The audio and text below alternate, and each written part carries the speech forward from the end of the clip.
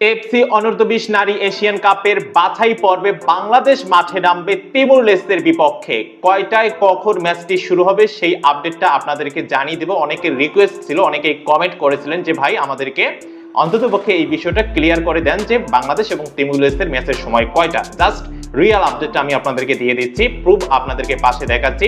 তার আগে আপনাদেরকে জানিয়ে দেই আজকে ফিফা র্যাঙ্কিং এর একটা আপডেট চলে এসেছে। সেই আপডেট অনুযায়ী বাংলাদেশ 24 ধাপ উন্নতি করেছে। বাংলাদেশ নারী ফুটবল দল তাদের ফিফা র্যাঙ্কিং 128 থেকে উন্নতি করে এখন 104 এ অবস্থান করতেছে। ভাবা যায়, অভিনন্দন, কংগ্রেচুলেশনস। অনেক অনেক অনেক উন্নতি, ঐতিহাসিক উন্নতি। বাংলাদেশের সামনে আরো আশা করি অনেক ভালো কিছু অপেক্ষা করবে এবং বাংলাদেশ আরো এগিয়ে যাবে। সো বাংলাদেশ নারী ফুটবল দল এই মুহূর্তে 104 এ অবস্থান করতেছে ফিফা র্যাঙ্কিং এ। আর যে দলটার বিপক্ষে মাঠে নামবে সেই দলের অবস্থান কত? তিমুর লেস্তের এই মুহূর্তে ফিফা র্যাঙ্কিং এর অবস্থান 157। সো বুঝতেই পারতেছেন জয়ের দিক থেকে বাংলাদেশ এই জায়গায় অনেক বেশি এগিয়ে থাকবে। হট ফেভারিট হিসেবে তিমুর লেস্তের বিপক্ষে মাঠে নামবে। ম্যাচের সময়টা জানিয়ে দিচ্ছি। ম্যাচের সময় হচ্ছে 3টা, বেলা 3টা, দুপুর 3টা।